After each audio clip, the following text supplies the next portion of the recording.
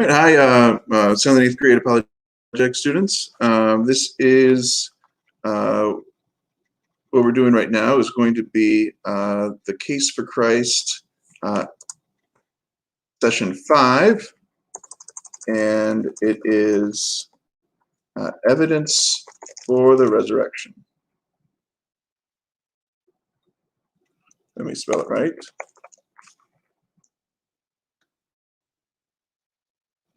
There we go. Evidence for the resurrection. There we go. There it is right there. It is not spelled correctly in the pair deck. Oh, man. Anyway, so today we're doing the evidence of the resurrection. Make sure you watch the video that's below the Google Drive link. Watch that first, and then you can get on Pear Deck and fill out the questions as we go along. To get there, that's joinpd.com, and the code is afvld, which is acidic flashlights vacate lovely drums. Acidic flashlights vacate lovely drums. Yeah, that's cool. So afvld is the code. So just like before, it'll be student paced, so you'll be able to go through, whenever. All right, so let's go to just make sure you've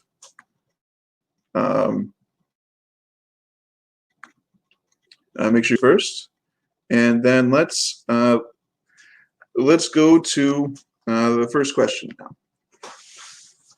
now. Consider the following deduction.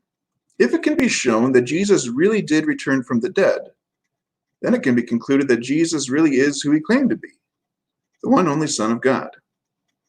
So if it can be proven that Jesus rose from the dead, does that automatically prove that he's the Son of God? Do you agree with that or disagree? Would proof of that resurrection convince you of Jesus' divinity? Explain. Well, in the Bible, Paul talks about, without Jesus rising from the dead, our whole faith falls apart. So the fact that Jesus really rising from the dead is important. That's what our whole faith is built around. If Jesus didn't rise from the dead, then nothing else matters. That's the most important thing in our Christian faith. And today we're going to take a look at the evidence for Jesus really rising from the dead. This is probably the most important session in this, because this talks about what's at the heart of our Christian faith: Jesus rising from the dead. Let's see. The chances of surviving crucifixion were extremely bleak. Crucifixion and the tortures that normally preceded was the worst way to die in antiquity, in ancient history. A person was scourged to the point usually that their intestines and arteries and veins were laid bare. And then the person was dragged out where they were impaled to a cross or a tree, and then left hanging there in excruciating pain. That's from resurrection expert Michael Bacona.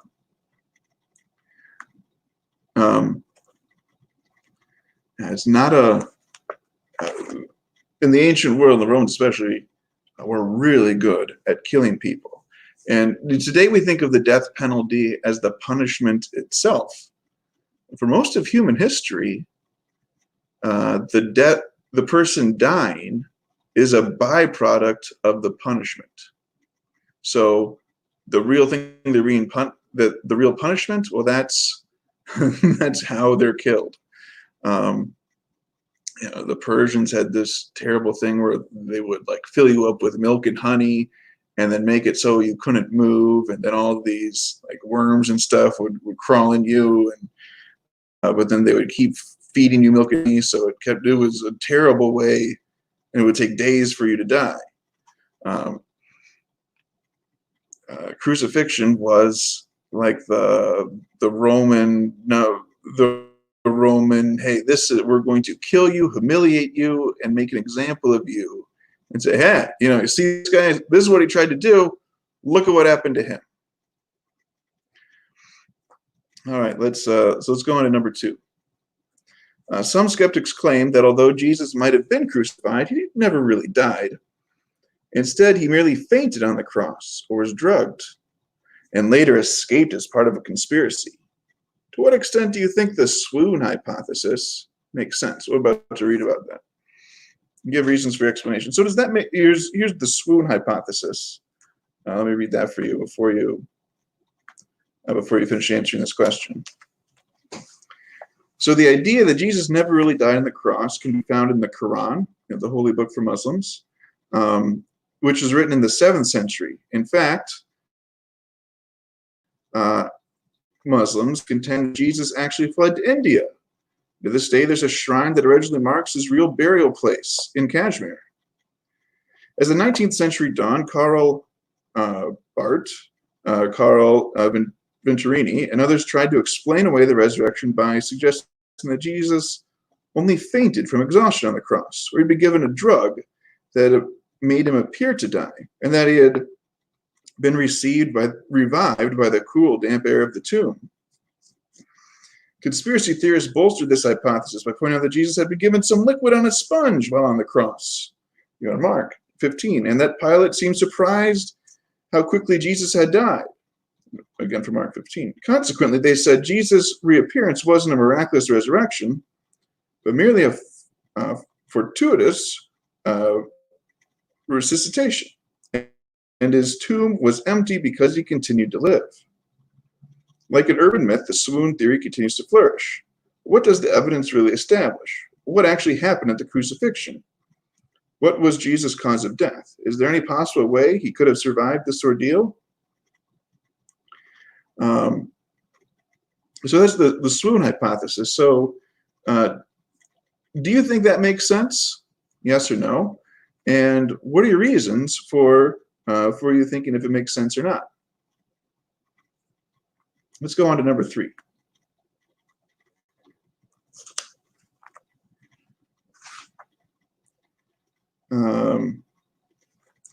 And we're going to take a look at some of the medical evidence.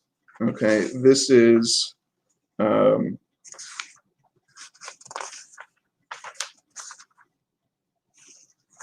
medical evidence. This is what happens medically to people before we answer number 3.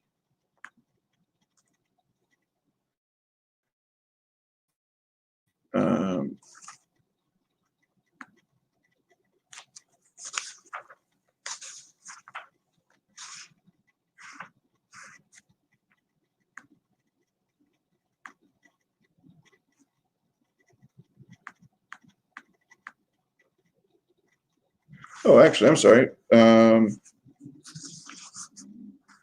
Yeah, okay, number 3. What are the odds Jesus really survived his crucifixion, do you think? I think that's a thing that could happen? Do you think it's possible that Jesus didn't actually die on the cross? What's your reasoning for that? So do you think it's possible Jesus didn't actually die?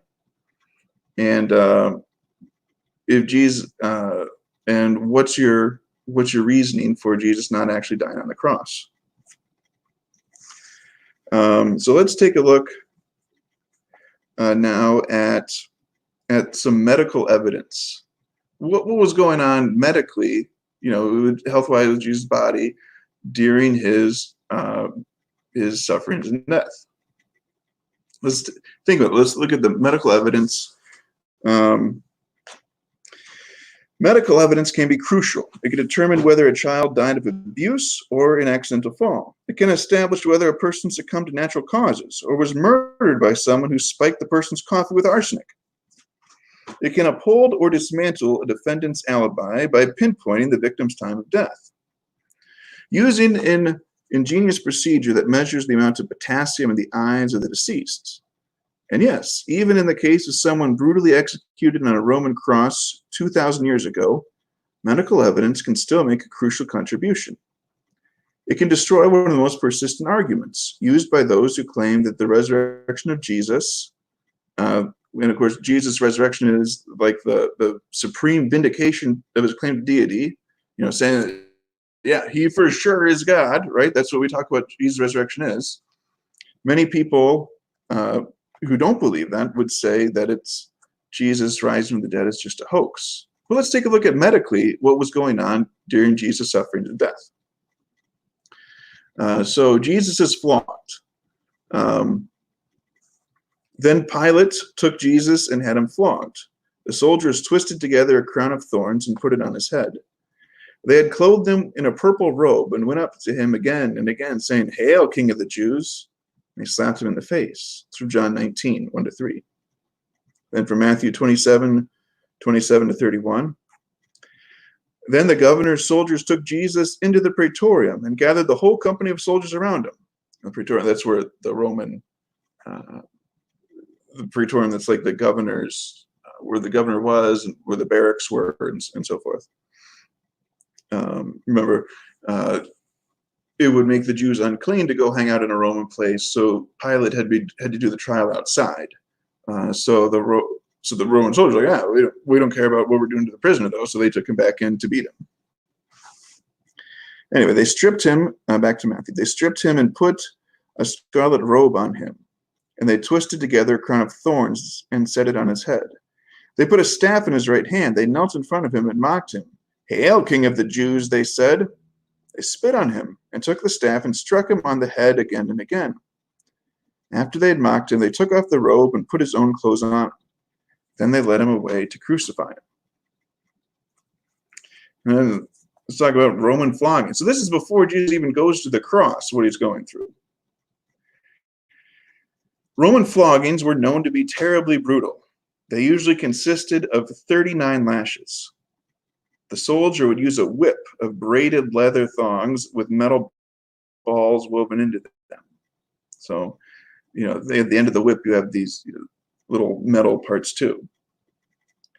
When the whip would strike the flesh, these balls would cause deep bruises or contusions, which would break open with further blows.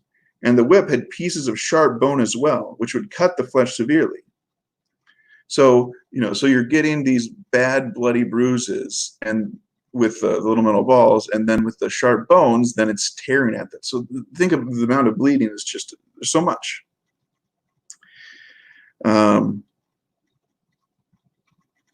One physician who studied Roman beatings said, as the flogging continued, the lacerations would tear into the underlying skeletal muscles and produce quivering ribbons of bleeding flesh. A 3rd century historian by the name of Eusebius described a flogging by saying, the sufferer's veins were laid bare, and the very muscles, sinews, and bowels of the victim were open to exposure. We know that many people would die from this kind of beating even before they could be crucified. At least the victim would experience tremendous pain and go into hypervolemic shock. It's from Alexander Metherell. So, hypovolemic shock. Let's take a look at the fast fact about that. So hypovolemic shock means low. Hypo means low, and the volume refers to volume, and emic means blood. So hypovolemic shock means a person is suffering the effects of losing a large amount of blood. This does 4 things. So you go into hypovolemic shock, 4 things happen. First, the heart races to try to pump blood that isn't there. Second, the blood pressure drops. And when blood pressure drops, that can cause fainting or collapse. Third, the kidneys stop producing urine to maintain what volume of liquid in your body's left. And fourth, the person becomes very thirsty as the body craves fluid to replace the lost blood volume. So, in this process, you're losing a lot of blood, and you go into hypovolemic shock. Now, let's take a look at Jesus is crucified. Let's take a look at the verses from there. This is from John 19, 16 to 24. So the soldiers took charge of Jesus, carrying his own cross. And he went out to the place of the skull, which in Aramaic is called Golgotha. There they crucified him, and with 2 others, one on each side and Jesus in the middle. Pilate had a notice prepared and fastened to the cross. It read, Jesus of Nazareth, the King of the Jews. Many of the Jews read this sign, for the place where Jesus was crucified was near to the city. The sign was written in Aramaic, Latin, and Greek. The chief priests of the law protested to Pilate, "Do not write King of the Jews, but that this man claimed to be the King of the Jews." And Pilate kind of finally sticks up for himself. He says, "What I've written, I've written." When the soldiers crucified Jesus, they took his clothes, dividing them into 4 shares, one for each of them, with the undergarment remaining. This garment was seamless, woven in one piece from top to bottom. "Let's not tear it," they said to one another. "Let's decide by a lot who will get it." This happened that scripture might be fulfilled. It said, "They divided my clothes among them and cast lots for my garment." So this is what the soldiers did. It's from John 19:16 to 24. Then from Mark 15:29 to 32. One more thing is, you'd be crucified at a place like a major road, so everyone could see. Oh, look at that! Hey, we're the Romans. Look what we did to so and so because this guy claims to be a king. That's what we think of your king. And when you're crucified, a lot of the pictures that we have today, Jesus is wearing a little bit of clothing. For the artists have done that for decency. And in reality, when the Romans crucified someone, they were naked. They were not only killing you, but humiliating you too. Romans were kind of jerks. Again, from Mark 15:29 to 32. Those who passed by hurled insults at him, shaking their heads and saying, "So, you who are going to destroy the temple and build it in 3 days, come down from the cross and save yourself." In the same way, the chief priests and the teachers of the law mocked him among themselves. "He saved others," they said, "but he can't save himself. Let this Messiah, this King of Israel, come down now from the cross, that we might see and believe." Those crucified with him also heaped insults on him. Later, knowing that everything had been finished. That was Mark 15. Now here's John 19:28 through 30. Later, knowing that everything had now been finished, so that the scripture would be fulfilled, Jesus said, "I am thirsty." A jar of wine vinegar was there, so they soaked a sponge in it, put the sponge on the stalk of the hyssop plant, and lifted to Jesus' lips. When he received the drink, Jesus said, "It is finished." With that, he bowed his head and gave up his spirit. That's John 19:20 to 30. Now, here's another thing from Alexander Metherell about death by asphyxiation. This is how people died when they were crucified. So once a person is hanging in the vertical position, crucifixion is essentially an agonizing slow death by asphyxiation, by choking, by suffocating. That's a better word, by suffocating. The reason is that stresses on the muscles and the diaphragm put the chest into the inhaled position. So it's like you're stuck being inhaling, and in order to exhale, the individual must push his feet so the tension of the muscles would be eased for a moment. So you have to push up with your feet, this way, so that way you can exhale.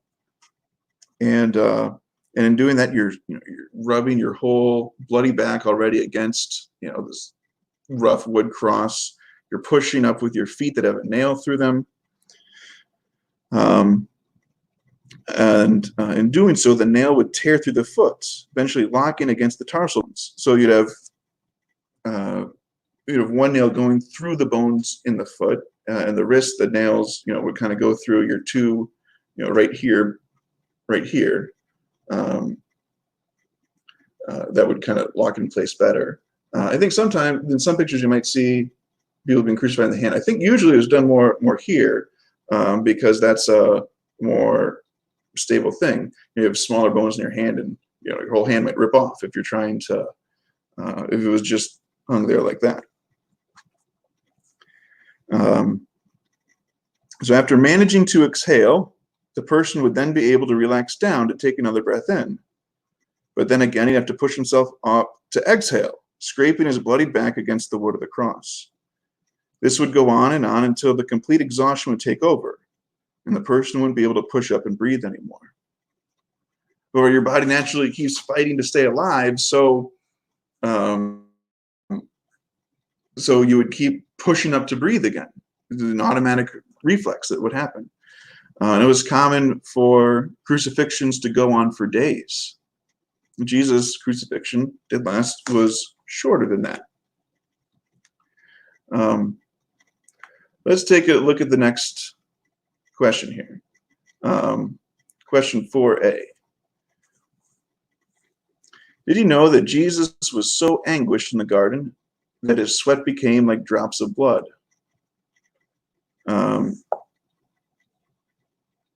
How surprised are you to learn this blood and sweat glands is an actual medical condition due to high levels of stress? So let's read about that. Jesus sweats blood.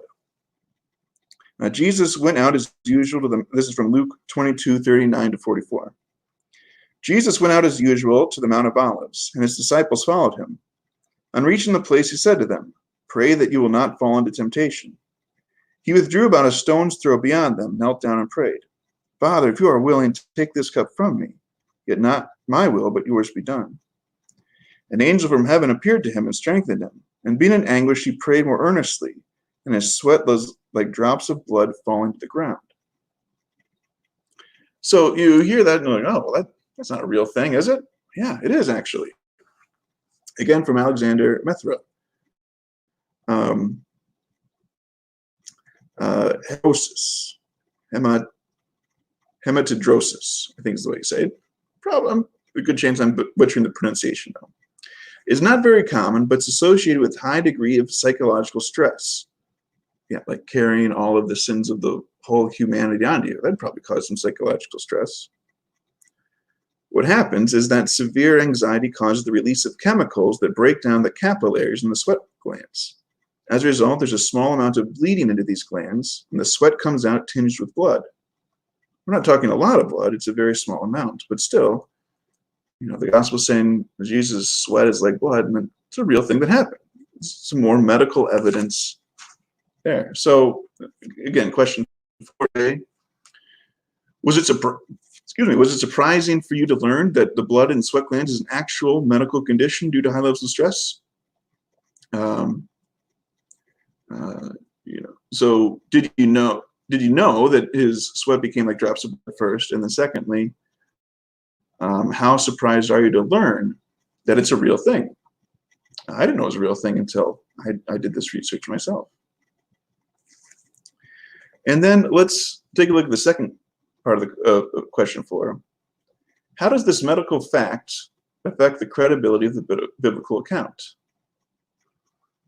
So the fact that this is a real thing that happened, does that affect if what's in the Bible is more credible, more likely to be believed? I think it does. Personally, it's describing this real medical condition that in the ancient times they might not have been super aware of as exactly how it worked, but it's a real thing. What do you think was the cause of Jesus' anguish and stress in the garden? And from 4b, I think probably carrying the sins of the whole world and knowing that he's about to undergo a terrible death. It's probably the most likely reason he's sweating blood to me. Let's look at question 5 now. In John's account of the death of Jesus, he gives a seemingly irrelevant secondary detail when the soldier pierced Jesus' side to be sure he was dead.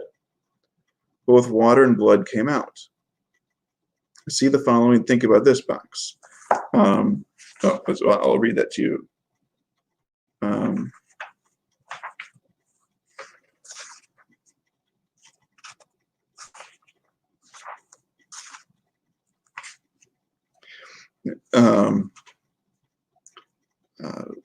Let me read about to you, but about this idea that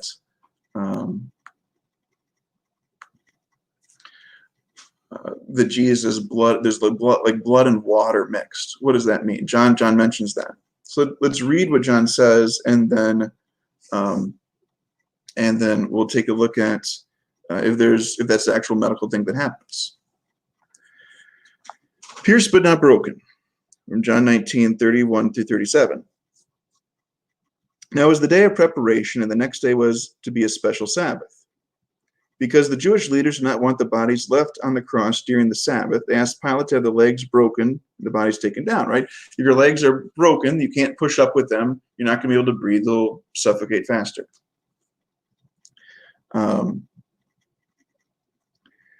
The soldiers therefore came and broke the legs of the first man who had been crucified with Jesus, and then those of the other. But when they came to Jesus and found that he was already dead, they did not break his legs. Instead, one of the soldiers pierced Jesus' side with a spear, bringing a sudden flow of blood and water. The man who saw it has given testimony, and his testimony is true. He knows that he tells the truth, and he testifies so that you may believe. These things happened so that the scriptures would be fulfilled. Not one of his bones would be broken. And as another scripture says, they will look on the one they have pierced. Again, from John 19:31-37.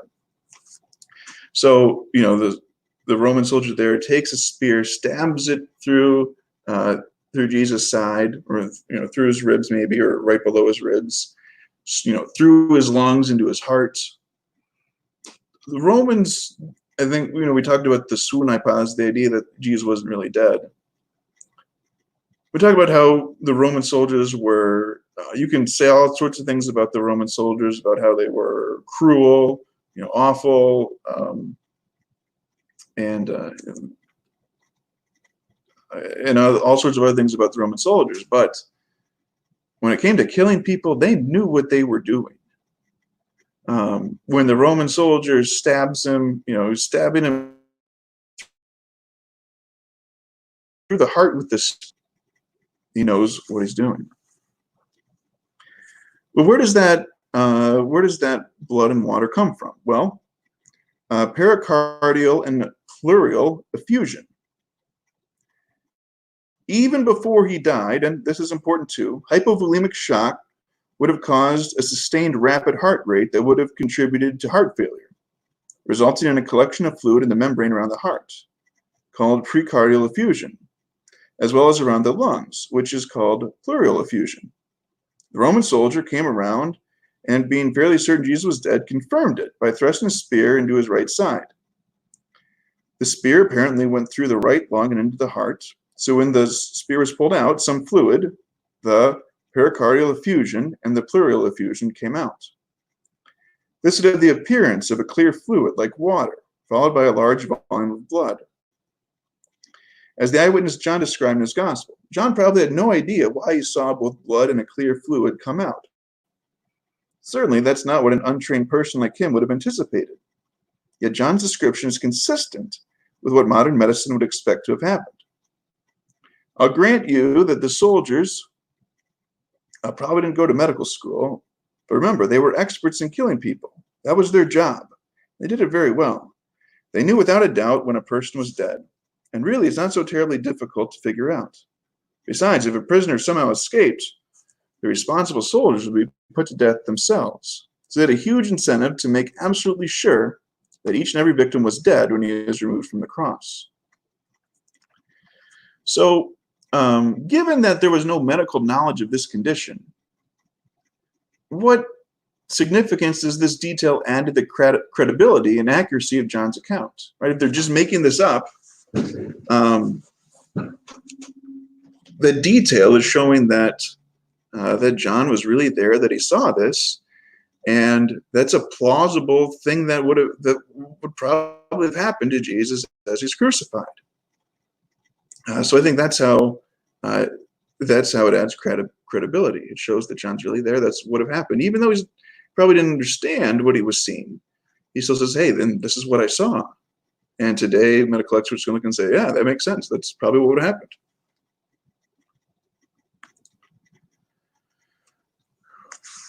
All right. All right. Now let's take a look and read about the burial, the tomb, and the empty tomb. All right. As evening approached, there came a rich man from Arimathea. This is from Matthew 27, named Joseph, who had himself become a disciple of Jesus. Going to Pilate, he asked for Jesus' body, and Pilate ordered that it be given to him. Joseph took the body and wrapped it in a linen cloth and placed it in his own new tomb that he'd cut out of the rock. big stone in front of the entrance to the tomb and went away. Mary Magdalene and the other Mary were sitting opposite the tomb. The next day, the one after the preparation day, the chief priests and Pharisees went to Pilate. Sir, they said, remember that while he was still alive, the deceiver said, after 3 days I'll rise again. So give the order for the tomb to be made secure until the third day. Otherwise, the disciples may come and steal the body and tell the people that he has been raised from the dead. And the last deception will be worse than the first. Take a guard, Pilate answered. Go and make the tomb as secure as you know how. So they went and made the tomb secure by putting a seal on the stone and posting a guard. So it is the next day where they do this, where they come and say, "Hey, we should post a guard, make sure it comes out." Now, I would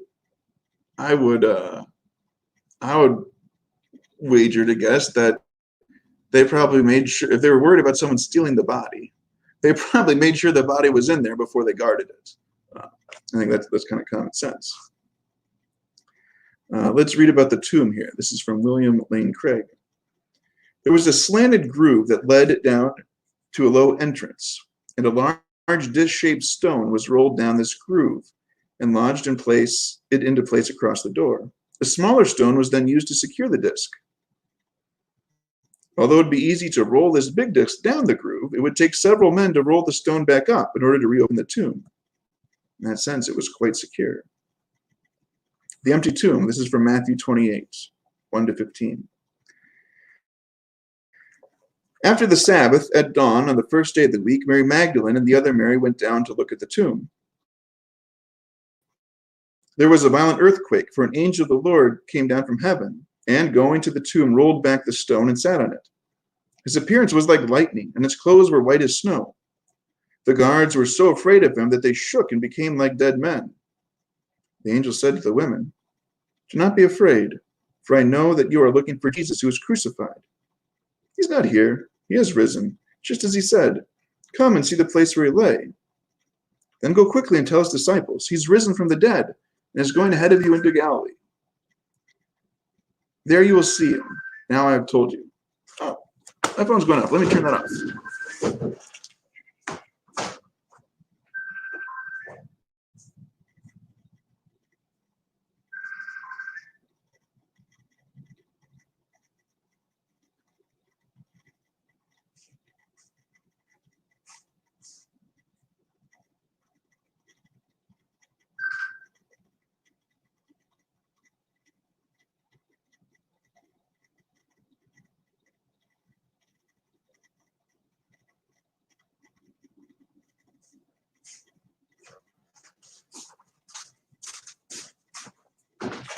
And that's what happens when you try to record something live. But anyway, back to this. The angel said that he's going ahead of you into Galilee. There you'll see him. So the women hurried away from the tomb, afraid yet filled with joy, and ran to tell his disciples. Suddenly Jesus met them. "Greetings," he said. They came to him, clasped his feet, and worshipped him. Then Jesus said to them, "Do not be afraid. Go and tell my brothers to go to Galilee. There they will see me." While the women were on their way, some of the guards went into the city and reported to the chief priests everything that had happened. When the chief priests had met with the elders and devised a plan, they gave the soldiers a large sum of money, telling them, "You are to say his disciples came during the night and stole him while we were asleep. If this report gets to the governor, we will satisfy him and keep you out of trouble." Remember, the reason they had Jesus put to death was because they kind of had dirt on Pilate, basically. Or they were able to threaten Pilate. If you don't kill this guy, we're going to make trouble for you. You won't be governor very, very long. So the soldiers took the money and did as they were instructed. And this story has been widely circulated among the Jews to this very day.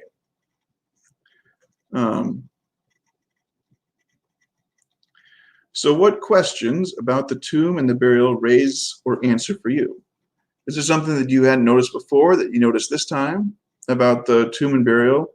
Or do you have more questions? If you have another question, write that down. So either something you learned or a question that you still have. Write that down.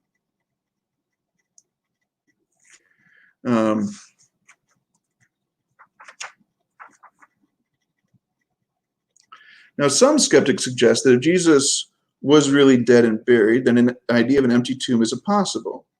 So they conclude that either Jesus really, well, no, I'm 6 feet now.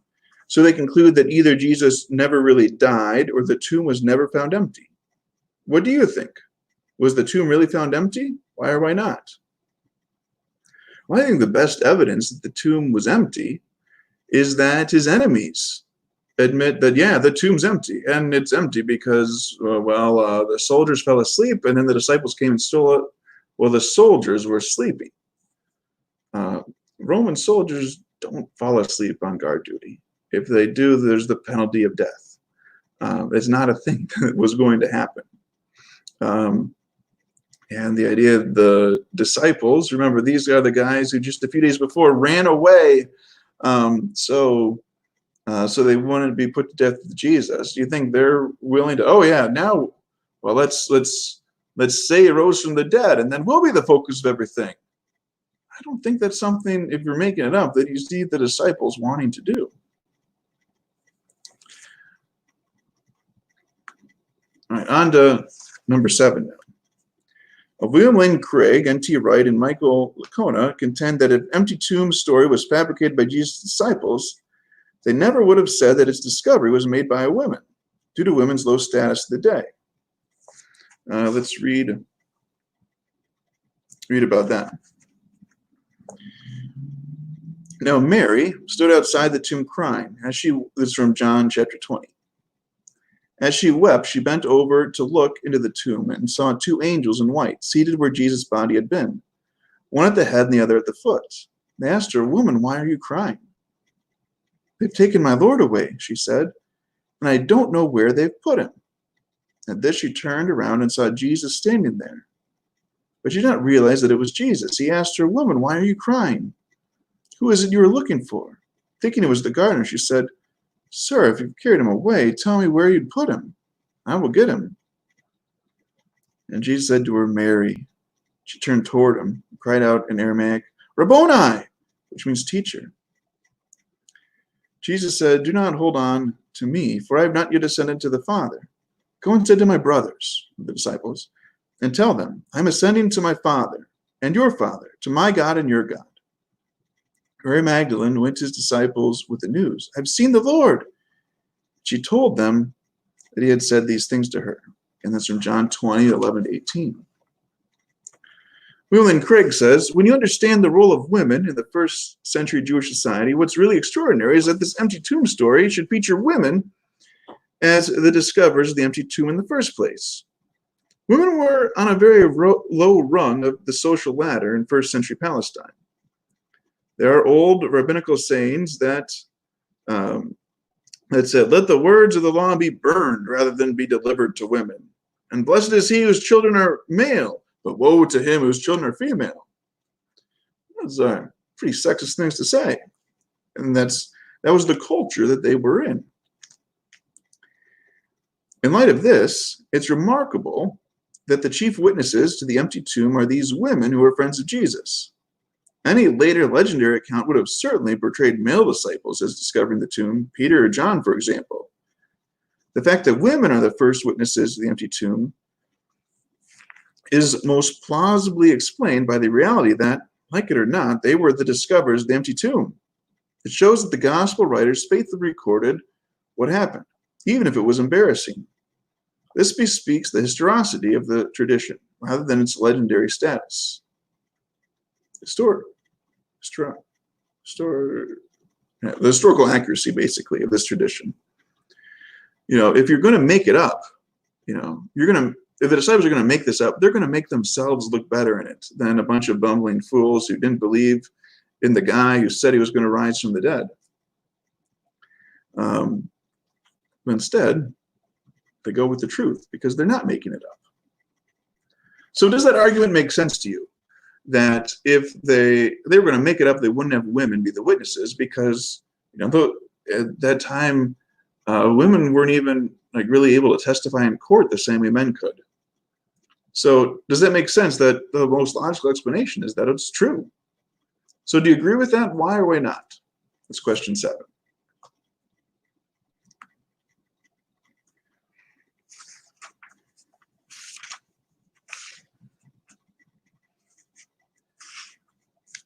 All right. Now the earliest Christian creed is found in 1 Corinthians 15. For what I have received, I passed on to you as of first importance, that Christ died for our sins according to the Scriptures, that he was buried, that he was raised on the third day according to the Scriptures. And he appeared to Cephas, that's Peter, and then to the 12. After that, he appeared to more than 500 of the brothers and the sisters at the same time, most of whom are still living, though some have fallen asleep. Then he appeared to James and all the apostles, James being James, Jesus' brother. We'll talk more about him next time. So we know that Paul wrote 1 Corinthians between 55 and 57 AD. He indicates that in 1 Corinthians 15, 1-4, that he has already passed on this creed to the church at Corinth, which means that it must predate his visit there in AD 51. So therefore, the creed was being used within 20 years of Jesus' resurrection, which is quite early.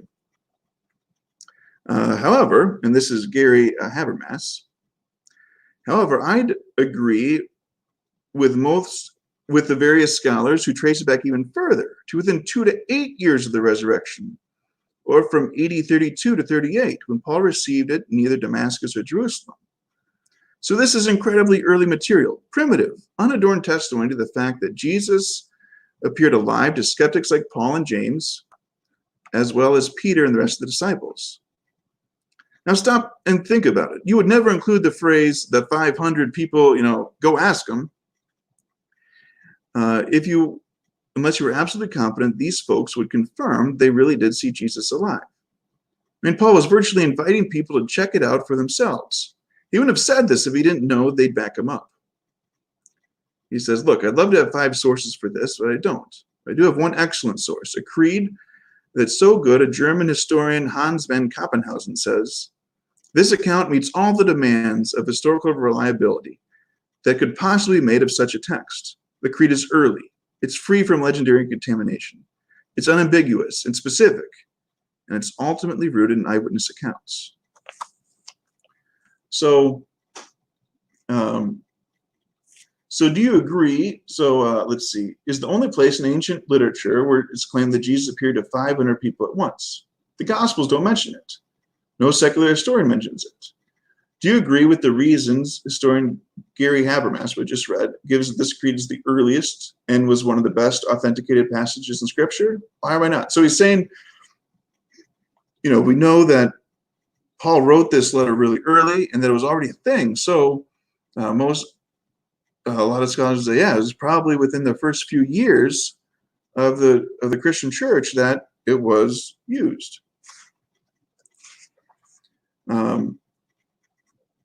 Let's see. So how pivotal is this creed to your assessment of whether Jesus was seen alive after the crucifixion? I think it's pretty pivotal because it shows that, not a lot of people saw a risen Jesus, and they're alive. Go ask them, right? People aren't doubting the fact that Jesus really rose from the dead at that time when Paul was writing.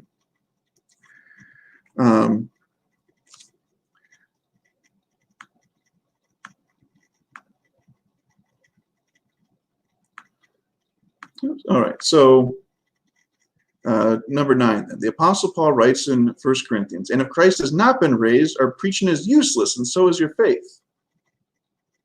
So why does Paul call the resurrection of Jesus the very linchpin of the Christian faith? Everything's built on this? Because nothing matters if Jesus didn't rise from the dead. If he didn't rise from the dead, he's not really God. And that's kind of what we believe. Everything's based on that. Let's take a look at some of the appearances that come after. When they carried, let's see, this is from Acts 13. When they had carried out all that was written about him, they took him down from the cross and laid him in the tomb. But God raised him from the dead, and for many days he was seen by those who had traveled with him from Galilee to Jerusalem. They are now his witnesses to our people. It's from Acts 13, talking about the disciples who saw Jesus and talked about it. German scholar Wolfhard Pannenberg says, without having a reliable testimony for the emptiness of Jesus' tomb, the early Christian community could not have survived in Jerusalem proclaiming the resurrection of Christ. So without, they wouldn't have been able to hang out and say, oh yeah, Jesus rose from the dead, without a lot of people saying, yeah, okay, we saw Jesus alive too. It's from John 21. Early in the morning, Jesus stood on the shore, but the disciples did not realize that it was Jesus. He called out to them, friends, haven't you any fish? No, they answered. He said, throw your net on the right side of the boats. You'll find some. And when they did, they were unable to haul the net in because of the large number of fish. Then the disciple whom Jesus loved said to Peter, it is the Lord. As soon as Simon heard him say, it's the Lord, he wrapped his outer garment around him, for he'd taken it off, and jumped into the water.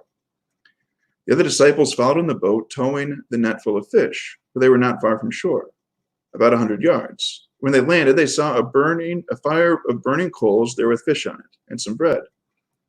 Jesus said to them, bring some of the fish you have just caught. So Simon Peter climbed back into the boat and dragged the nets ashore. It was full of large fish, 153. But even so, with the many, the net was not torn. Jesus said to them, come and have breakfast. None of the disciples dared ask him, who are you? They knew it was the Lord. Jesus came, took the bread, and gave it to them. He did the same with the fish. This is now the third time Jesus appeared to his disciples after he was raised from the dead. The appearances of Jesus are as well authenticated as anything in antiquity. Anything in ancient history, we have the thing from ancient history that we have the most writing about is Jesus rising from the dead from that time period. That's a pretty big statement. Of all the things written in ancient history, the stuff we have the most stuff written about is Jesus rising from the dead.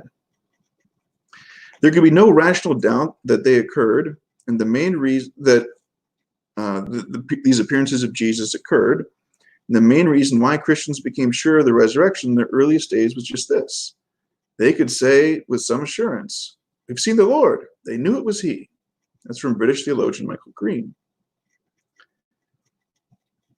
And then historian Carl Bratton says, even the more skeptical historians agree that for primitive Christianity, the resurrection of Jesus from the dead was a real event in history, the very foundation of faith, not a mythical idea arising out of the creative imagination of believers. So even if they might not believe that Jesus rose from the dead, these scholars would say, well, we believe that those early Christians believed that Jesus rose from the dead. It wasn't something that came up later. All the way from the beginning, there's good evidence that Christians believe that Jesus rose from the dead. Now take a look at the last one, number 10. What questions do you still have about what Jesus did after the resurrection? Are there any questions you still have? If you do, write them there down in Pear Deck. All right, well, that is our time for today. God's blessings. Have a great day.